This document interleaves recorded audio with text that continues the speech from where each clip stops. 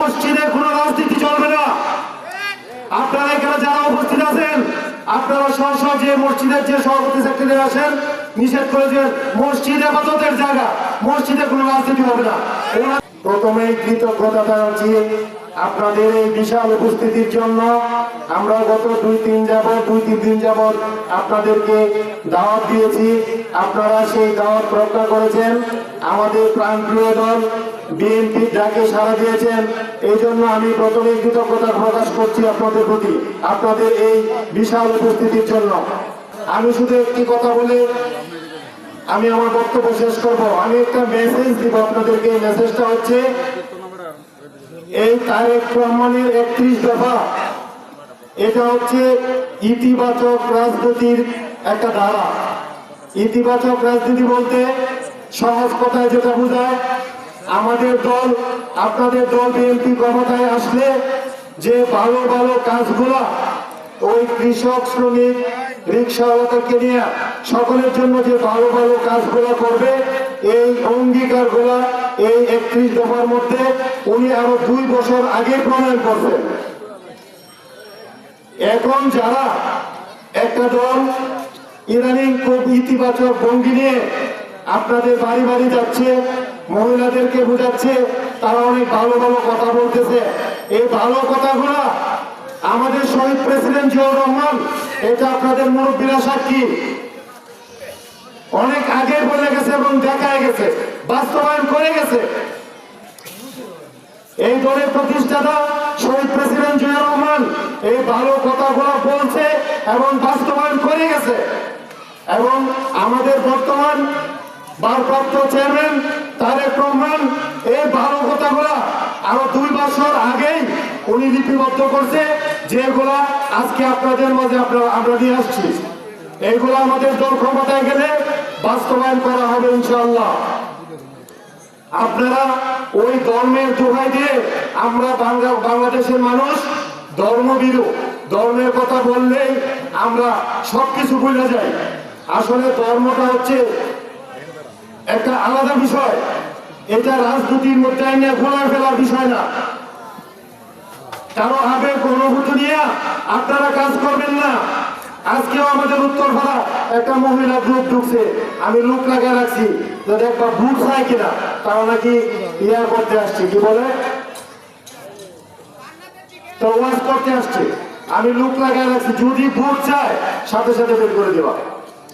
আমি আপনাদেরকে সাবধান করে দিলাম, আমি আমার মসজিদেও নিষেধ করে দিছি, আমাদের মসজিদে কোনো রাজনীতি চলবে না। আপনারা এখানে যারা উপস্থিত আছেন, আপনারা সহ যে মসজিদের যে সভাপতি সেক্রেটারি আছেন, নিষেধ করে যে মসজিদ ইবাদতের জায়গা, মসজিদে কোনো রাজনীতি হবে না। ওনাদের এক নেতা বক্তব্যে বলছে, মসজিদে রাজনীতি যদি না করতে দেয় তাহলে নাকি কোরআন তেলাওয়াত করতে দেবে না। আপনারা সকলেই এগুলো প্রতিহত করবেন। আমাদের দল যদি ঠিক না থাকে, এই যে আজকে আপনারা এই দলের ভালোবাসা এতগুলো লোক এই গরমের মধ্যে কষ্ট করে পড়ে আসেন, কোনো কিছু ঠিক থাকবে না যদি আমাদের দল ঠিক না থাকে। সকলেই দলের স্বার্থে সকলেই এই আন্ডারগ্রাউন্ড দল থেকে সাবধান থাকবেন, এই কানাকানি দল থেকে সাবধান থাকবেন। তাদেরকে বলবো, আপনারা যা বলার আপনারা আমাদের মতো এভাবে মঞ্চে এসে বলবেন, কানাকানি বন্ধ করেন। আর একটা কথা বলে আমি আমার বক্তব্য শেষ করব। আজকে এখানে উপস্থিত প্রধান অতিথি আমার চাচা হাফেজ আজিজুল হক সাহেব, উনিও যে ইতিবাচক রাজনীতির কথা তারেক রহমান এই 31 দফায় বলছে, আপনারা এটা সাক্ষী। উনি এই ইতিবাচক রাজনীতি গত আমার মতো যারা মতো 30 বছর যাবৎ করে আসছে। ইতিবাচক বলতে উনি মানুষের উপকারে রাজনীতি করে আসছে, উনি নিজের পকেটে টাকা খরচ করে রাজনীতি করে আসছে, উনি ব্যবসার টাকা খরচ করে রাজনীতি করে আসছে। উনি কারো কাছে কোনো প্রোগ্রামের জন্য কোনো কাজ করে বিনিময়ের জন্য আজ পর্যন্ত কেউ বলতে পারবে না 10 টাকা দিচ্ছে। এই রাজনীতিটাকেই আমাদের বর্তমান ভারপ্রাপ্ত চেয়ারম্যান এস্টাবলিশ করতে যাচ্ছে। এই রাজনীতিটা যে নিজের টাকা খরচ করে রাজনীতি করবেন, মানুষের উপকারে রাজনীতি করবেন, মানুষের কল্যাণে রাজনীতি করবেন, এই রাজনীতিটাই আমরা হাফেজ আজিজুল হক কাকাকে নিয়ে করে আসছি।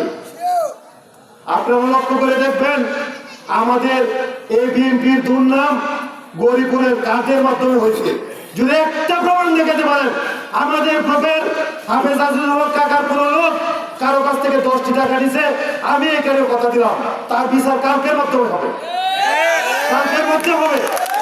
কিন্তু যে গ্রুপটা টোটাল বিএনপির বদনাম করতেছে, গরিপুরে টোটাল বিএনপির বদনাম করতেছে, তারা আপনার আমারই ভাই, তারা আপনার আমার মধ্য থেকে এই কাজগুলো করতেছে। তাদেরকে প্রতিহত করা কি আপনাদের দায়িত্ব না? তাহলে আজকে আমাকে কথা দেন, আজকের পর থেকে কোনো দরবার সালিশ বা কোনো কাজ করে টাকা বিনিময় হইলে সাথে সাথে আপনারা প্রতিবাদ করবেন, আপনারা হাত উঠায় বলেন প্রতিবাদ করবেন। আমরা ধানের শীষের পক্ষের লোক, দিন শেষে ধানের শীষকে বিজয় করতে হবে, এই একটা কথা, এই একটা আদাবদ্ধ হয়ে আপনারা এখান থেকে আজকে যাবেন। আপনারা এখানে যারা আসছেন সবাই নেতা, কেউ কর্মী না, কেউ ভোটার না। আজকে থেকে সবাই এখান থেকে নেতা হয়ে যাবেন যে আমরা সন্ত্রাসকে প্রতিহত করব, মাদককে প্রতিহত করব এবং ওই কানাকানি রাজনীতিতে চলতেছে ওইটাকে প্রতিহত করব। পারবো না আমরা? আমি আমার বক্তব্য এখানে শেষ করলাম।